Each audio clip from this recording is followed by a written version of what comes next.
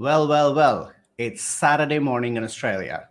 I should have said Saturday night live. I can't say that, so I'll say Saturday morning live, all the way from Australia and US and from everywhere else because we don't have any boundaries. And you're watching All Up in Your Business with Sebastian, myself, the Almost Naked CEO. And today we have a very interesting guest. In this show, what I do is I bring the guests, I dig some dirt on them. Well, not really, but somewhat, and find who they really are behind the scenes. Who are they as a person beyond what meets the eye? And tonight, well, I am so used to saying tonight because we usually broadcast at 7 p.m. Eastern Standard Time. It is early morning. It is still not sun out yet. So today, in every place, in Australia, in US, and I think in UK as well. Oh my God, I don't even know time zones. All right. So we're talking about Dr. Pauline Crawford-Omps. And let me tell you a little bit about her first. She's an international speaker, change maker, a gender dynamics expert, and a certified image consultant and host of Magical Conversations. She's an author, a communicator. She's passionate about men and women and their potential to collaborate and produce extraordinary results. Now, here is what I know. I could have gone and read this entire bio, but I know her enough now to tell you what she is.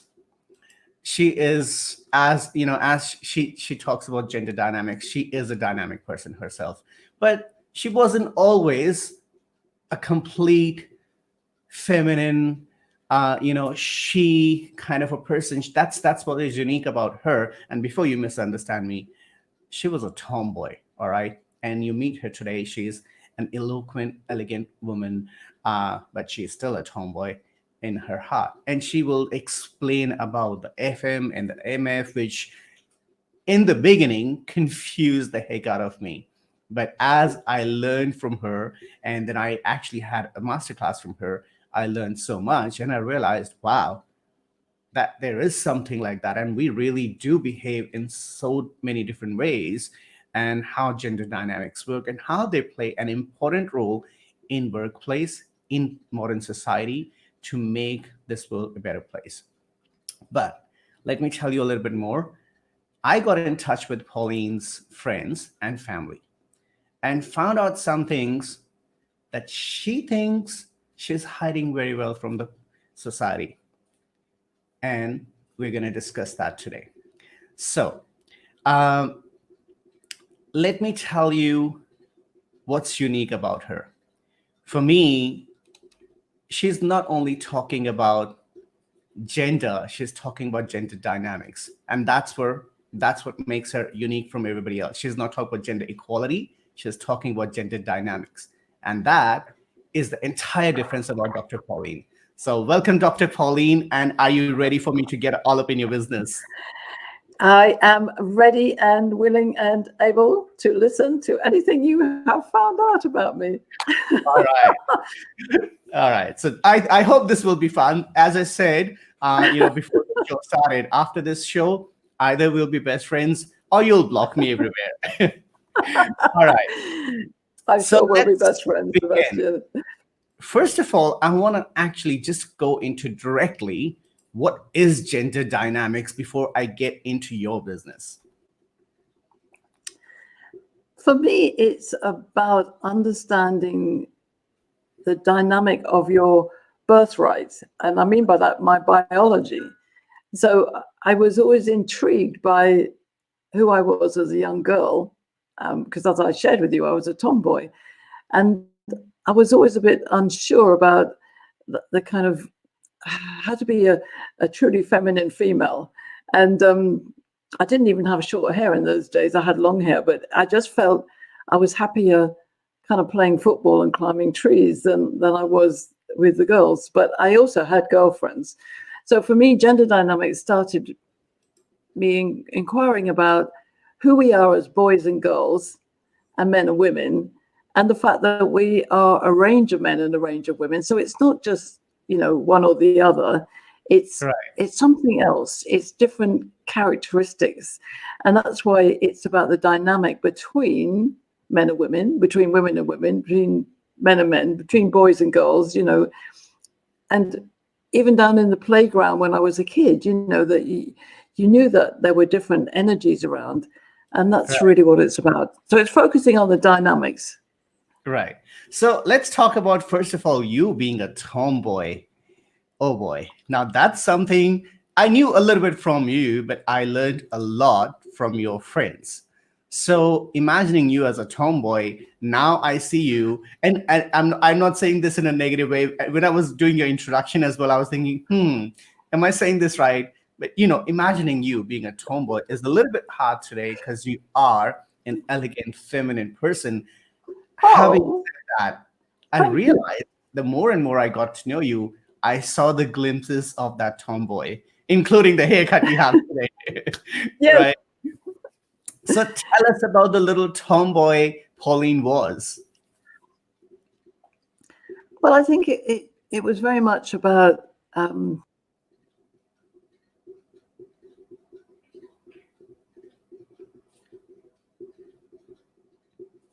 I liked, looks like I liked being an adventurous rather than, you know, sitting. I mean, I did play with dolls and things like that, but I love being out there down the playground and climbing the trees.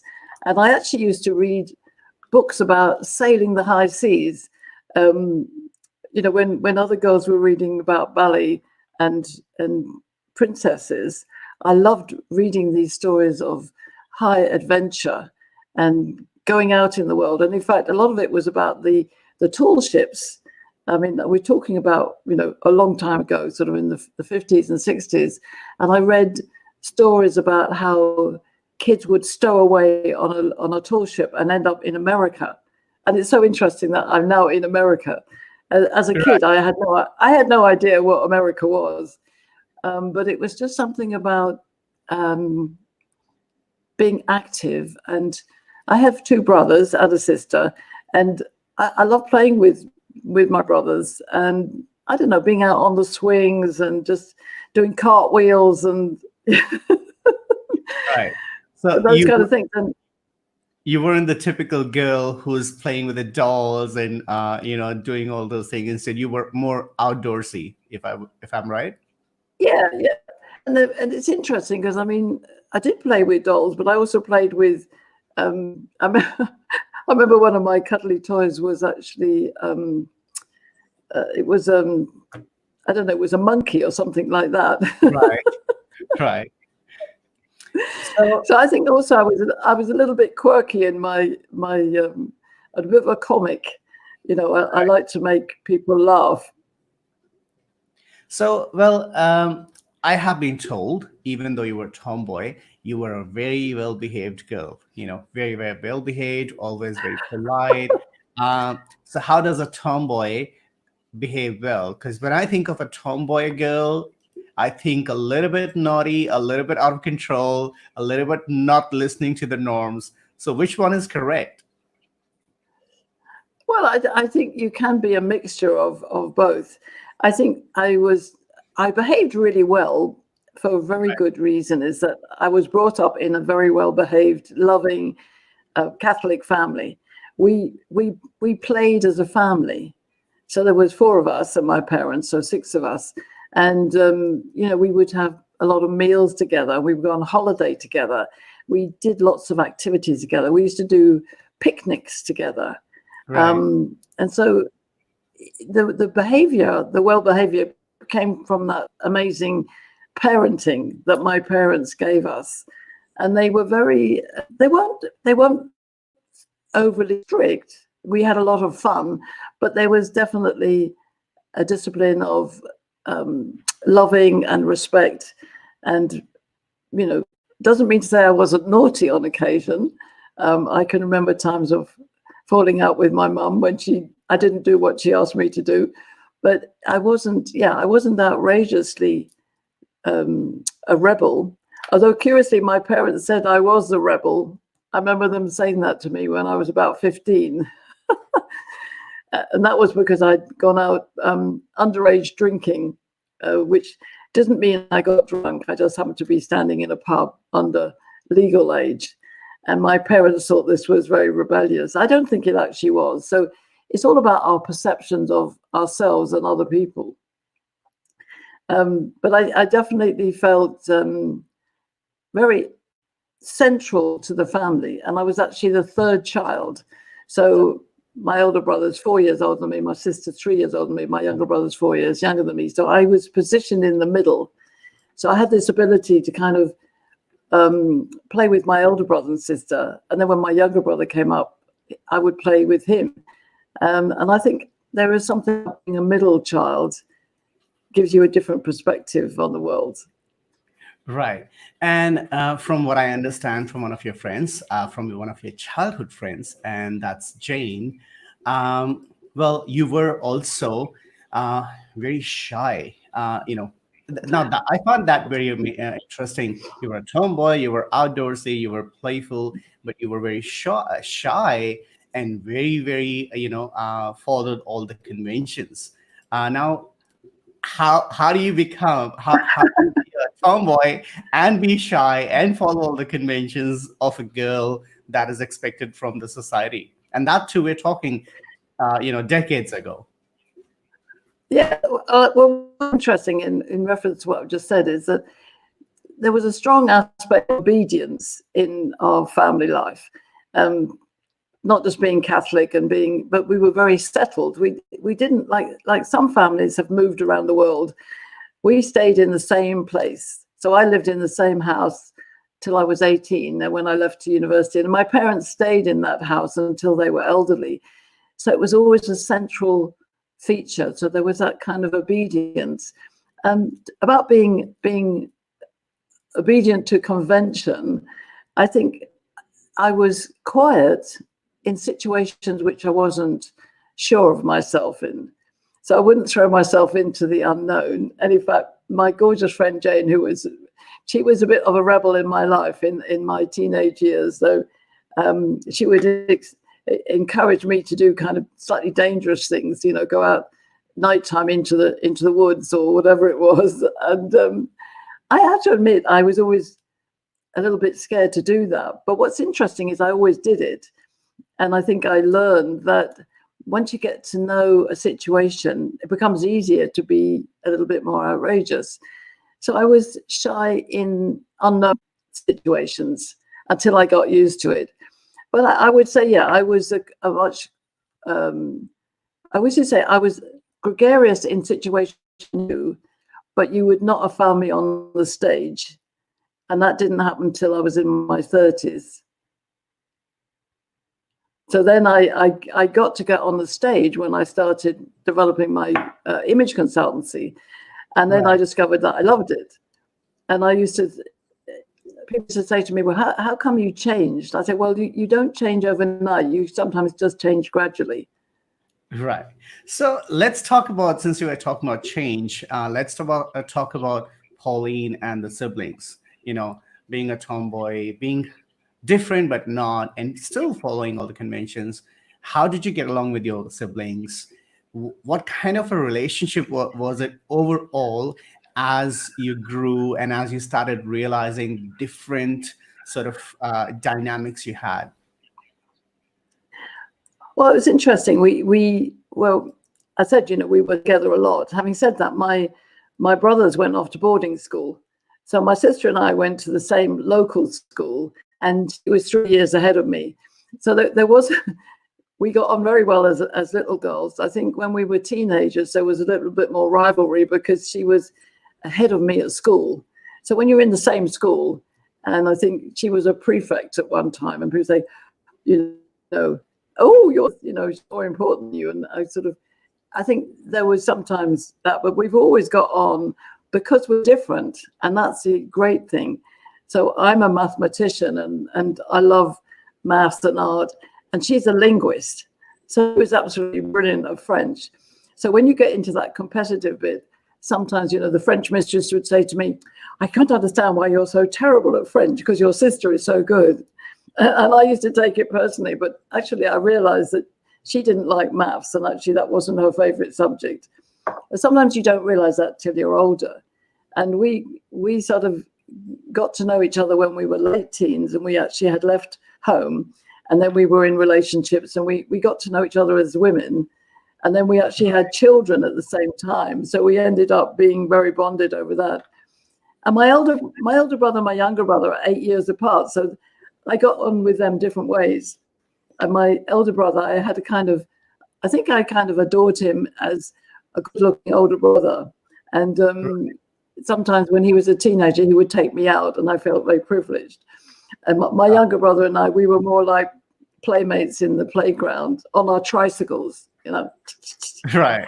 So very different. And what's interesting when we come to gender is my two brothers are very different.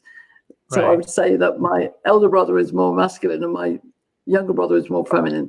And he might not like me saying that, but he's more sensitive and sort of word oriented. I'm glad you as well.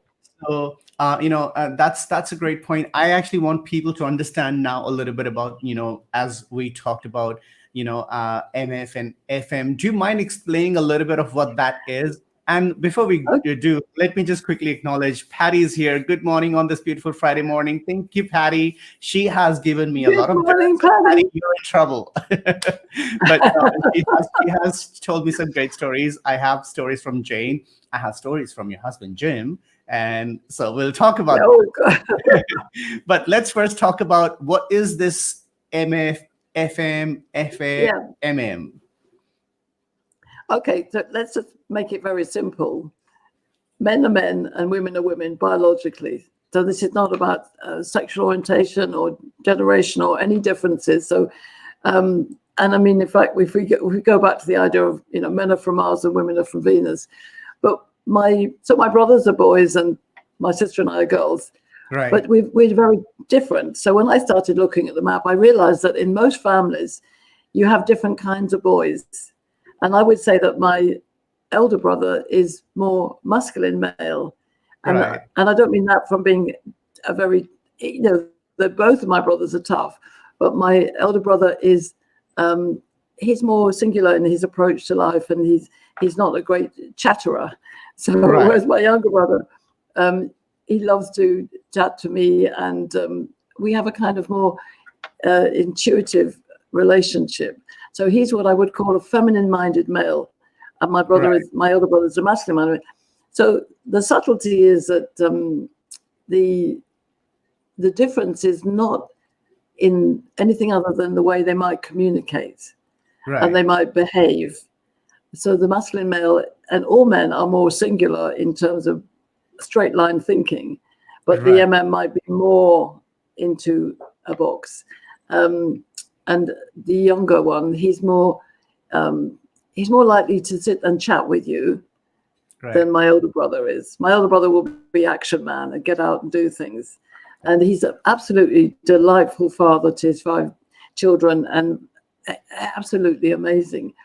So in terms of girls, my sister and I would say that because I identify myself as a masculine-minded female, which is that I'm female, definitely, but I've got a very straight, angular body. I like to stand straight. I like straight lines. I like everything which is, this kind of look.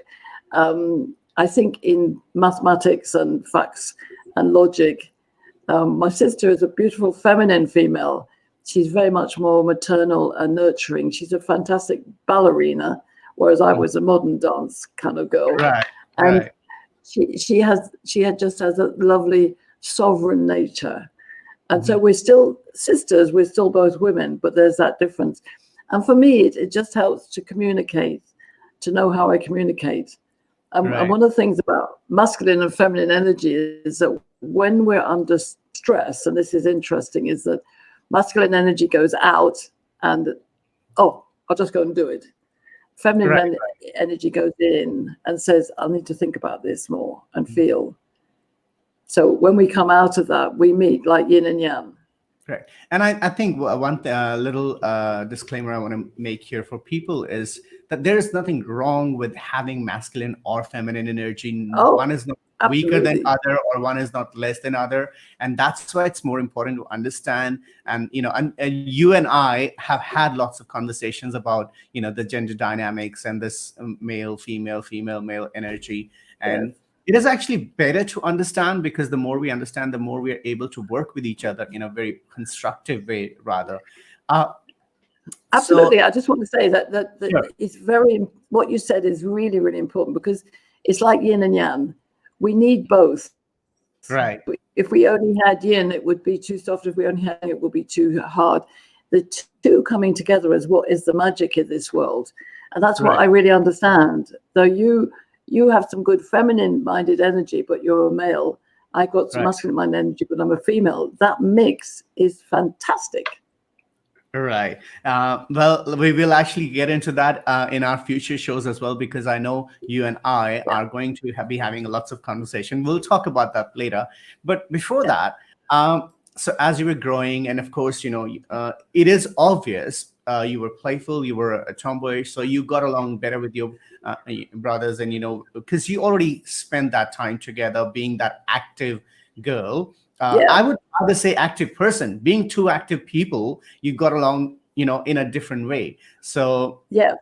and it was so much more. And with your sister, as you grew up, you got to know each other much better because of the sort of a little bit difference in energy. I want to acknowledge a few comments that have just come in. So first of all, anybody who's watching right now, if you're tuned in, you're watching All Up in Your Business with me, Sebastian One, the Almost Naked CEO. And with me is my incredible host, Dr. Pauline Crawford-Omps, who is a gender dynamics expert. She is amazing, amazing personality. So let's see who have been messaging. So Patty says, look at you in your beautiful blue aura. Oh, look at that.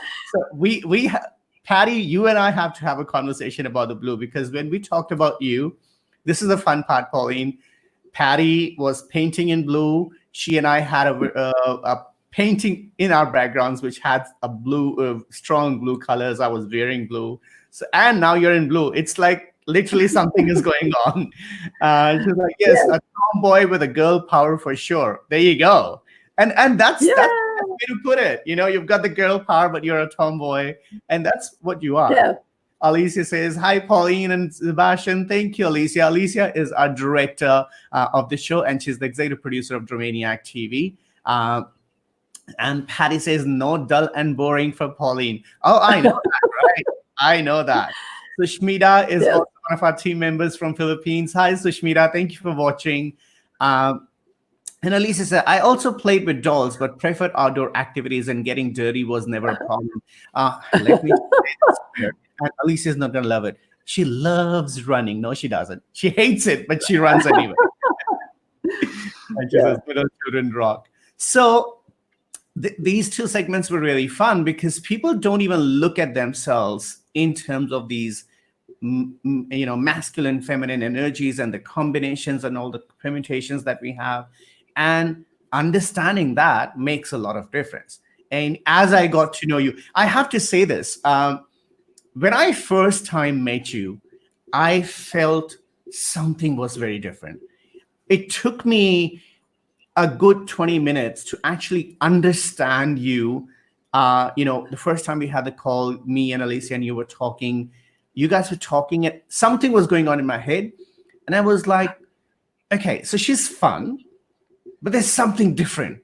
And I couldn't figure out, because I think my mind was trying to understand, or it was recognizing the masculine energy, but I just couldn't figure out with clarity that I'm speaking to a very elegant woman, but there's something different. And that was your masculine energy, your straightforward approach and right to the business thing, which is not very feminine in generally speaking, right?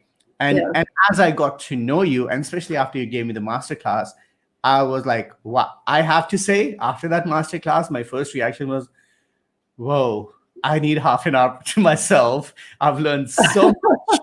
And it is important. The gender dynamics is very, very important. All right. Yes. So we talked about your tomboy years. We talked about your siblings. Now let's take it to the next level. Now, who is Dr. Pauline now? from being a tomboy to becoming Dr. Pauline. How did that transformation take place?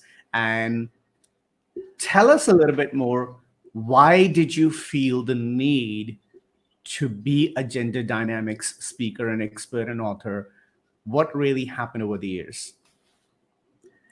Well, I do think it has come from the origin, because part of the learning, and I learned this in my 40s when I became an image consultant, it's about our actual body.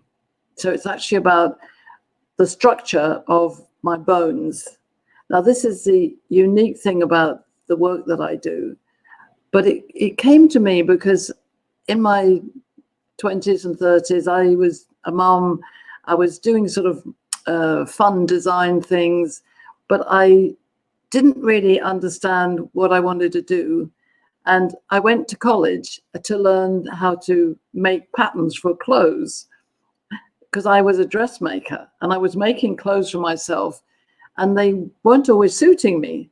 So I would make something and put it on and think, I don't know, that doesn't really work, because I was designing it out there. Mm-hmm. And when I became an image consultant, I started learning about body shapes and bone structures. And this was, I think, my kind of mapping thing. I was thinking, there's something going on here. Right. Excuse me. There's something going on here. And what I realized is that some people, men and women, but especially with women I was working with, some had very straight bones, like actually the bone structure, the distance between the rib cage and the pelvis. Right. It changed the way you wore clothes. It also changed the way you actually walked and stood. And I started seeing there was a correlation between that and what that person did in terms of their profession and their behavior. Wow. And it was such an aha moment for me, because I thought, oh, that's why I always stand straight. I'm always told that I'm very assertive to the point of being quite intimidating, but actually right. It's natural for me. It's where I stand. And then I observed other women. And the funniest thing was that I learned how to dress myself as this, thank you, elegant woman that you talk about. Right. Because up to that point, I didn't like what I saw in the mirror. And I had this amazing experience where this was going on while I was still doing this college year. And I designed my last dress on absolute logic principles, right. not anything else. Right. I made this dress. I went into the changing room, put it on, came out, and everybody in the class said, wow, Pauline, you've lost weight. Right. And I thought, hey, this is cool. Right. I can make something. I mean, that's my logic. And I think, oh, wow, I can fool the people in a way, but I could also fool myself. So when I looked in the mirror, I saw myself as much more lanky and elegant. The body inside was the same. I had just designed something. So this idea of straight lines and curvy lines, it started becoming part of my understanding about people and communication. So it's actually evolved over the years from that time when I would talk a lot in our classes about masculine, feminine energy, but I hadn't actually created the map yet. And then right. In the 2000 to 2010, there were more and more stories about women coming into the workplace. And that was the other difference. And I was working in corporate art, was working in the corporate world, and I was working with people, but I hadn't really put in the females coming to the board, females rising up through the career ladder. Right. And I suddenly realized that there were different types of women and it was impacting behavior. So I became a gender dynamics expert because of my own interests, but also the market and the world changing. Right. And in fact, the word gender dynamics came up in around 2008. If people remember, that was when Lehman Brothers went down. Right. I don't know whether you remember that. Right. Oh, and absolutely. I do. Yeah. And the newspapers. Oh, sorry. That's okay. Oh, I didn't realize there was another telephone here. That's not mine. Let me just turn it off. But there was a headline in the papers which said, if Lehman Brothers had been Lehman Sisters, would it have made a difference? And that was my first time I thought, hey, there's something big going on. And now, now we're 2020 and we're hugely aware of men and women and business and why we're at the top and not at the top. And so my theories about the more masculine-minded woman, the more feminine-minded woman, all of which are good and all of which are great leaders, how that mix comes together with all these different men. So I think, I believe that the world, the universe, if you like, helps you to be the person you're supposed to be. This was given to me as a contract, and I've taken it up and said, right, this is what I need to share with the world. Yeah, let's change things around a little. I don't even know where it's going. Look, I think what you're doing is very important, and what you're doing is actually where the world needs to be, and to understand that more clearly and appreciate that, and which is what I learned from you as we were going. And it also answered a lot of my questions. As you know, I identify as a non-binary person. It made a lot more sense understanding the M and the F and the MF together, FM together, and MM and FF. It made a lot more sense, and it actually clarified for me what this world is and why things are a little bit different for me. Yet they are all positive, not it's all constructive, negative. Dan and Patty say FF, MM, FM, MF is amazing. Absolutely, I agree with that, Dan and Patty. It is. It's a very important thing for people to learn in today's day and age. Given today we are, in this day and age, we're talking about, as I said, non-binary, the transgender, the gender fluid. So many different versions we're talking, and the more people are recognizing their identity, the more confusing also it's getting for people out there who don't understand that or are reluctant to understand that. So a conversation that you're bringing, the magical conversations, it is very, very important. And I want to ask you, Pauline, in doing all of this, do you ever, face any resistance when you put your views out there to the audience who's a bit like, what are you talking about?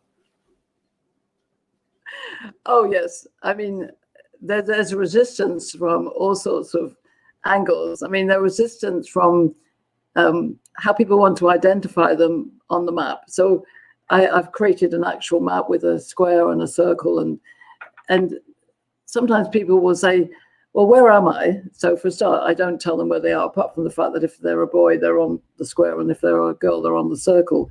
But it's about self-identification. But some people are very rebellious against wanting to be labeled, as we know. And also that the other extreme, even if they agree with the map, they go, yeah, but life will never change.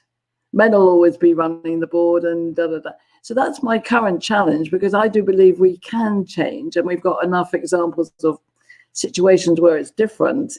And that, you can have teams of mixed gender, mixed sexuality, every diversity going.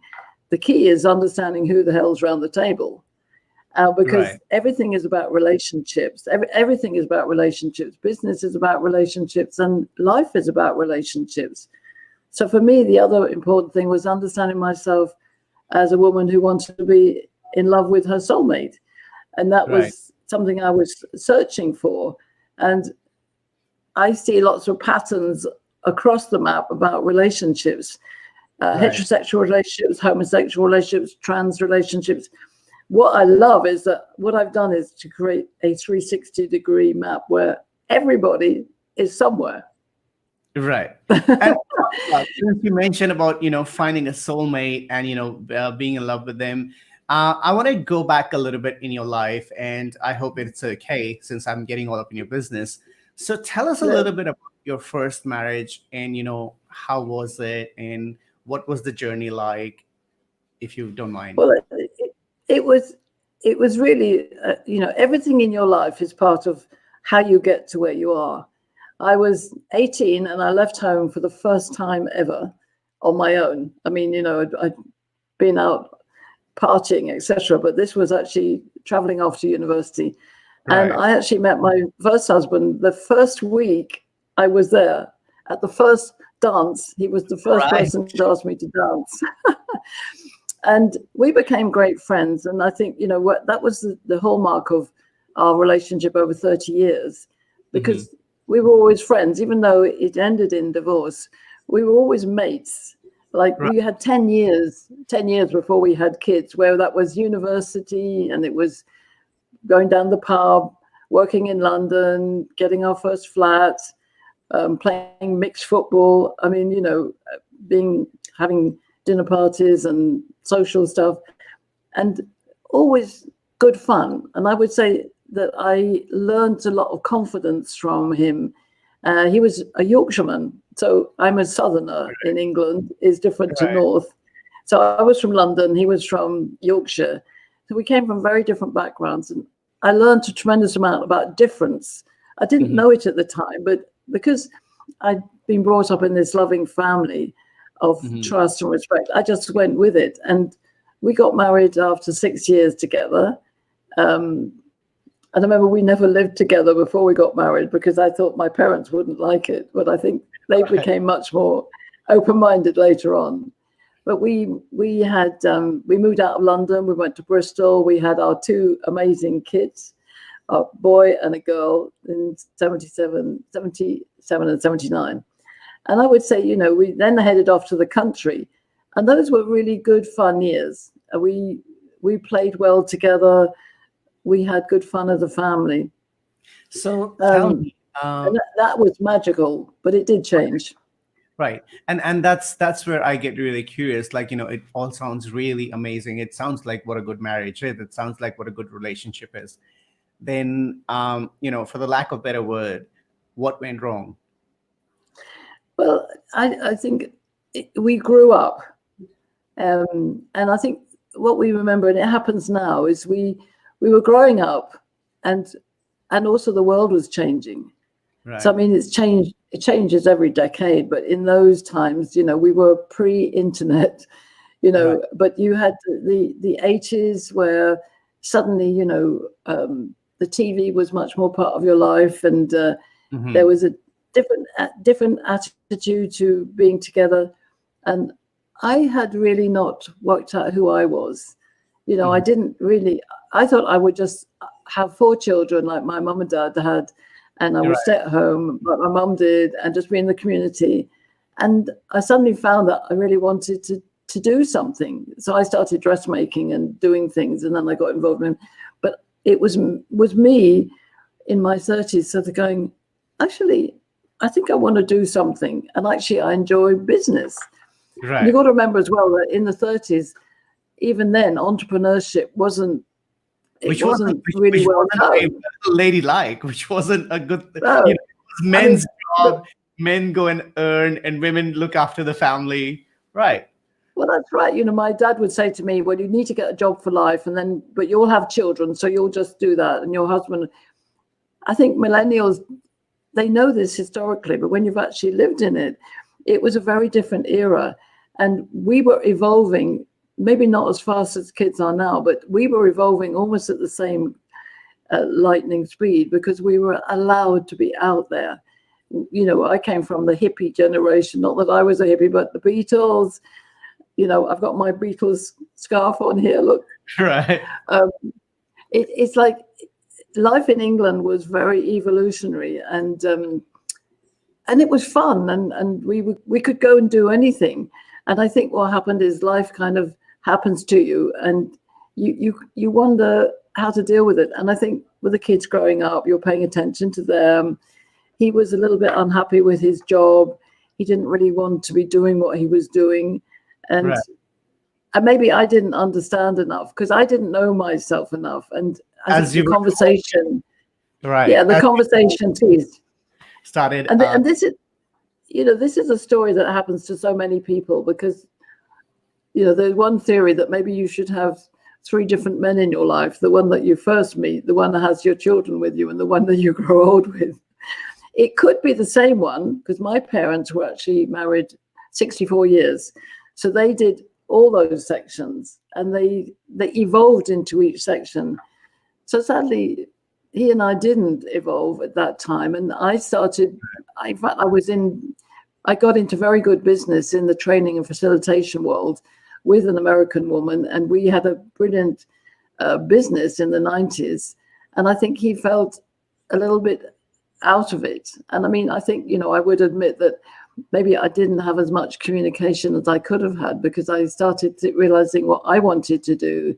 Right. And we came to a parting of ways after 30 years, and we aim to stay friends. And sadly, he's passed now 3 years ago. But up to that time, we always kept in touch. Maybe we weren't very close friends, but I always counted him as one of my friends. And now he's in heaven, I do always count him as my friend. But I think it's recognizing when relationships don't work. Right. What I like is that you're so open and honest about it, because it does take courage to be that, to be transparent. And there's things about you that I've learned in last few days that I want to share. But let's quickly take a few comments first. So I saw some comments coming in. Let's see if the producers can please put up the comments. So Patty saying, I'm painting blue in the moment as I listen. And I have the blue connection here. Let's see. Alicia, yes, Patty and Alicia, you should connect with each other. You guys are gonna really connection. Yeah. Alicia said, this is also fascinating. Pauline, she's commenting through Facebook. As people, we might be on YouTube, Facebook, Periscope, and so many other locations. Patty says, when Pauline and I first met, she appeared super tall. Then I realized that she was only a few inches taller. Thank you for the affirmation about clothes and patterns and colors, etc. Right. And I saw another comment about the clothes earlier as well. Katie says, how choosing the right clothes transforms oneself. Right. You definitely gain I think it's about feeling comfortable within yourself, identifying with who you are. And that's what, I have experienced in my life as well. The way I changed how I dress up, changed how I felt. And that's what I, notice in you as well. You have this unique way of still keeping that masculine energy and yet being very elegant, right? And I think that's where the dynamic comes. And I want to mention here, Patty saying reluctant and resistant. I'm not sure what that was about, but I think, man, your story sounds familiar, says Alicia. So I want to talk about a friend of ours, Cindy Constable. She's a TEDx talker, TEDx speaker, sorry. And she also says something that's very interesting that I think you guys should connect as well. Cindy says, to empower women, we do not need to disempower our men, right? No. And that's, I think this gender dynamic plays a huge role. Equality, gender respect, gender equality, and working together does not require replacing the people on the board.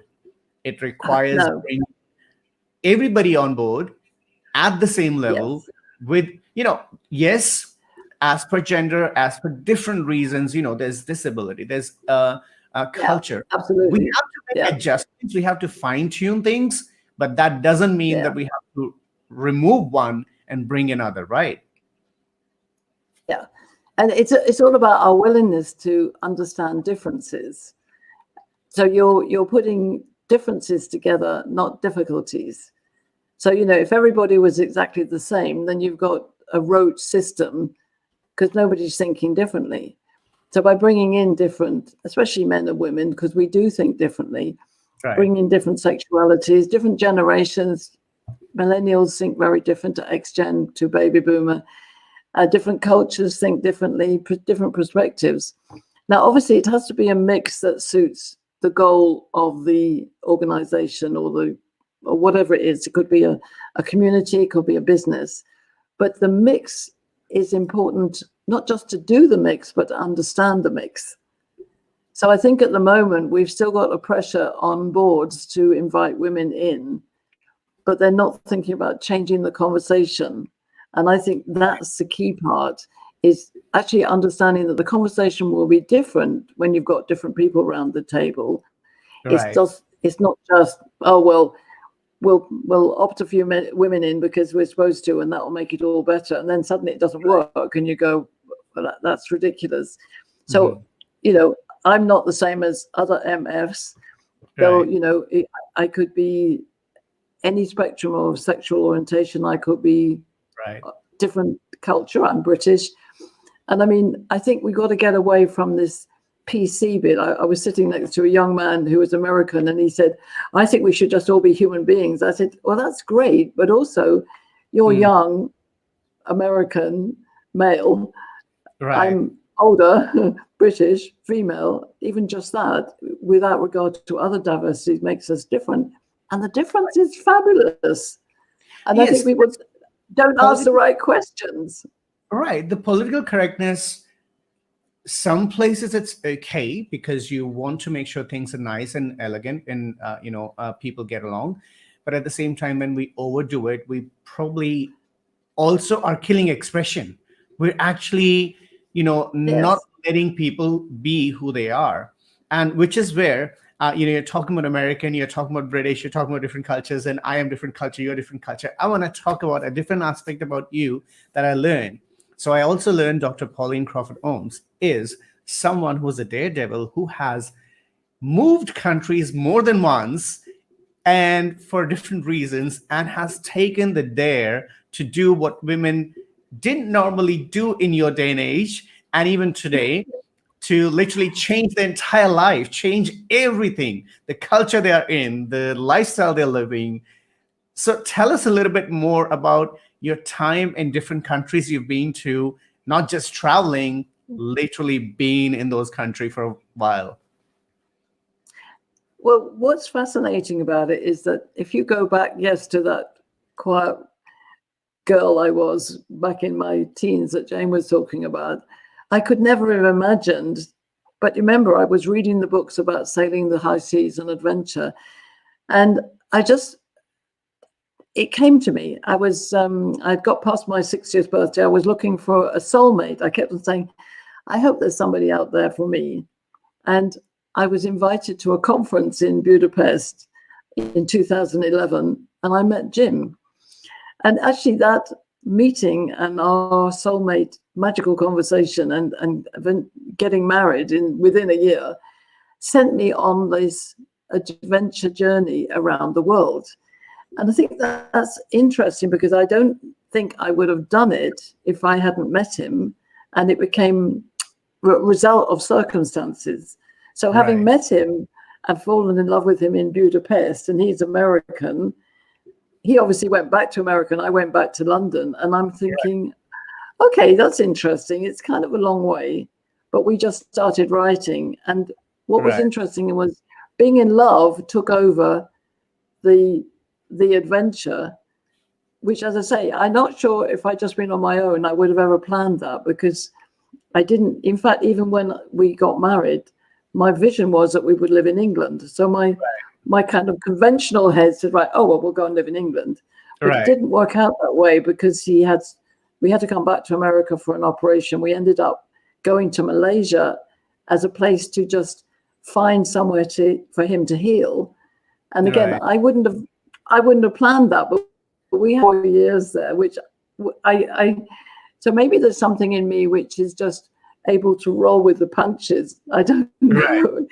And I do often wake up and I think, do I really, this is where I live? Gosh, that's amazing. And really, that's again where the tomboy comes, the daredevil comes, because this is where the masculine energy comes, where, let's take a chance. Let's see what's going to happen. Because generally women are, and I'm not literally generalizing, but as a pattern, women are like, they'll think a lot before making such a big move, especially when it's changing countries, right? Patty says, absolutely, we must maintain the male-female equality. She's talking about when we were talking about the, bringing everybody on board. And the team says, loving this conversation. Thank you. So yes, Alicia says, moving countries, unlike your parents who lived in one place, one house your whole life. Yes. Right. And Alicia has done that too. So, I have done that. So we are three people talking to each other who are actually literally done that, changed our life around, taken that step And which is where I think I'm right now thinking, as you talk about me being, FM, which is where I realized as we're talking that yes, I was a lot feminine in my decision because I thought a lot before moving. And Yeah. I needed to emotionally prepare, even though the masculine part of me was like, nope, I need to move. Enough. Have had enough. I need change in my life. But it took a while. It took, believe it or not, it took 4 years for me to decide to move. Right. So Yeah. that And I mean, it is a really interesting thing that you bring up, because, as I say, I wouldn't have done this of right. my own volition. It was, here's the man I love. I'm going to go to America. Right. So, And I have a after very 6 months of writing to him, I had to go. right. And I you have a know, very interesting question again, which is where you have done that masculine energy. You're like decision maker. Let's do it. Women will think a long time before making such a big decision in a relationship, and you just like, let's do it. So I have a question here. When all of this happened and you're moving countries and you're changing, now here's what I want the audience to know, and I am not being an ageist, but it was actually, I could not believe it the first time you told me. Do you mind sharing your age with people? I'm 70. In fact, And I will be. when did you meet I'm Jim? nearly 71. And when did you meet Jim? I was 62 and he was 67. So Right. it was 2011. So it's 8 years ago. And And you guys married 1 year after that. we married within a year, and 6 Right. months of that was writing to each other. So it was a very bold move. And I think what's interesting is when I came to America for 10 days after we'd written for 6 months and declared our love, I didn't actually come with a clear intention that I would go back engaged. Right. But on the eighth day of 10, he proposed to me, which also shows a step into the unknown for him. Right. Because I wasn't out there thinking I'm going to get this man to invite me to marry him. I just thought, I know this man is the one I want to be with. And actually, I just said yes. And he was shocked. He said, oh my God, I thought you were going to say slow down. I said, when you're this age, why would you slow down? Well, which is where I raised that question, because that is the fun part, that you all your life have been defying the norms, defying, what's the stereotypical way of women to be. And you are falling in love again at the age when people are like, yeah, my life is over, given up. And I mean that with respect, but a lot of people think, oh, 60, yeah, what else is there now? And you actually literally started a new life with a new person and changed the whole life around, moved countries, and which is where, again, the dynamics come. This is like, I think you are a lot more than just gender dynamics from what I understand you, right? And I don't think I can get enough and all up in your business in one episode, so I may have to bring you back again. But before we do, we still have time. I want to talk about a little digging that I did, on you. So let's talk a little bit about things I found out. So I will begin with Patty. So Patty and I had a wonderful conversation, and I first have to thank Patty Mays. I hope I'm saying the name correctly. Is it Mays? Right? Mays. She's wonderful. Her energy is exciting, and it felt like I knew her for a long time. And that's what she said, that when you guys met, the moment you guys met for the first time, it felt like you had known each other for a long time. That's the moment she remembers about you, when you literally walked into the door, and it was like, we've known each other for a long time. So, but there's things she told me about you which were really, really interesting. And one of the things that I understood about you, that there is a side about you that you hide. There is a side that you don't openly share, and which is the spiritual side, which is the side that you're this businesswoman, this entrepreneur, this change maker, but there is the spiritual side that Patty recognized in a group that she has. Do you want to tell us a little bit more about that group and your experience and the spiritual sort of Yeah. version of Pauline? Well, Patty runs a group called Heartblazers, and it's a space to explore your spiritual side, and sometimes I'm a bit of rebellious in there, and I don't want to listen. But as Patty knows, I do, because I know that sometimes I get stuck in my head being a masculine-minded woman, and I need to stay in my heart and listen to the spirit. So it's a space where I can be accountable to myself with her guidance. So that's really what that's about, and it's a good reminder when you sometimes get too stuck in the sort of cerebral, practical stuff of life. You have to stop and step back and say, no, I'm going to trust that the mission I'm on is the mission I'm on. And it's not always straightforward, and people are very resistant to some of my ideas. And I have a lot of scary moments in my life. And she and the group helped me on that. Right. And this is where now again, so I got this information from a few people, more than one person, said it can be a little bit challenging to change your mind instantly on something or get you into something different from what you believe in until you have gone away, given it a thought, and until you're ready. Is that true? Oh, yes.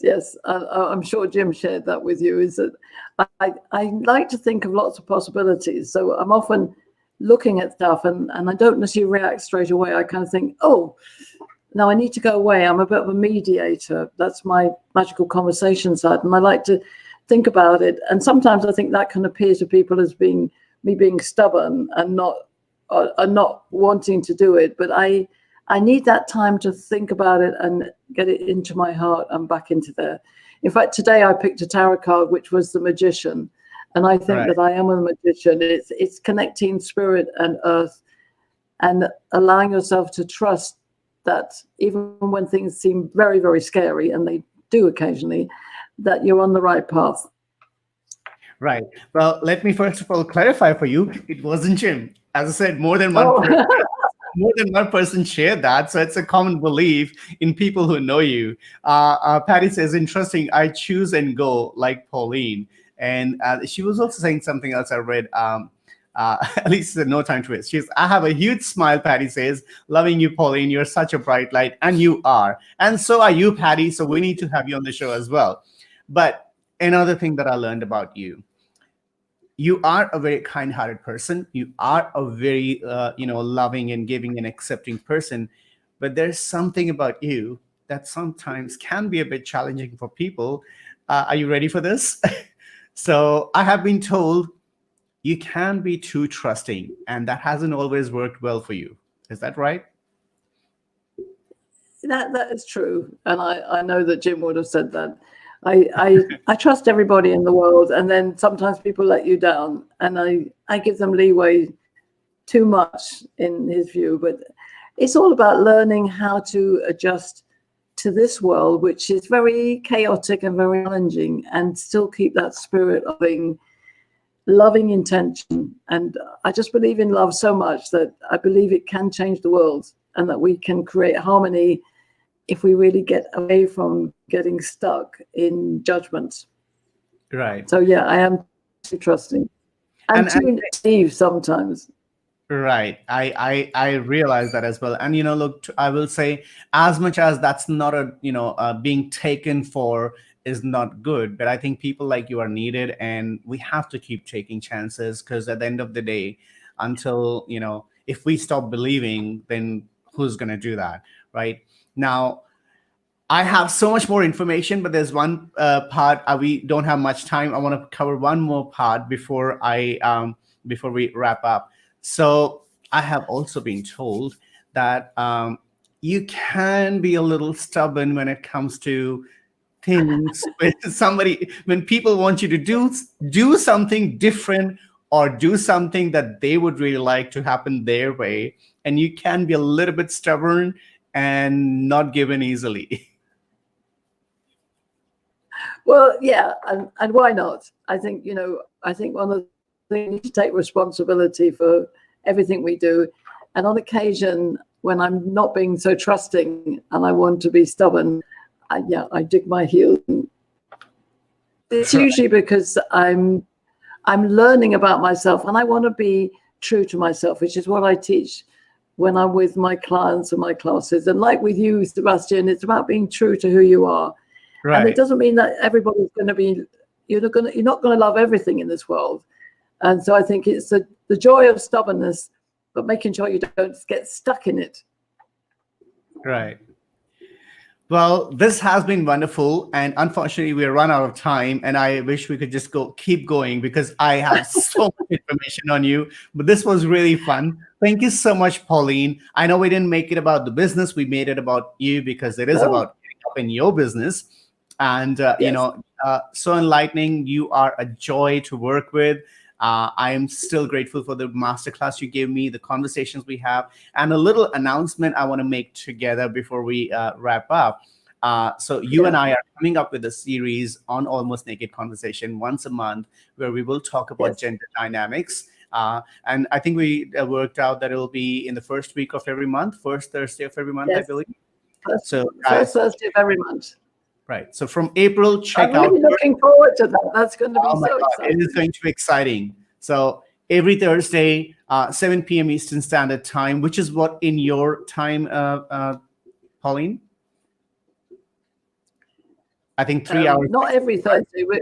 The first Thursday of the month. Right. I believe that is 4 p.m. for you. If I'm 4 p.m. Right. So 4 p.m. Time. Right, 4 p.m. PST or 7 p.m. EST every first Thursday. We'll broadcast talking about gender dynamics and Almost Naked Conversations starting April. So thank you so much, Pauline. This has been fun. I'm so grateful. And please don't go anywhere. Stay in the green room. I'll talk to you in a second. Thank you. Bye to everybody. All right. So guys, that was literally it. This show, I think this is what I love about this show, getting up all in business of my guests to get to understand them, get to understand in a way that people don't always see, and get to learn more about them, connect with them on a deeper level. And Dr. Pauline Crawford-Omps is a great example of what beauty people have inside beyond the layers that we see.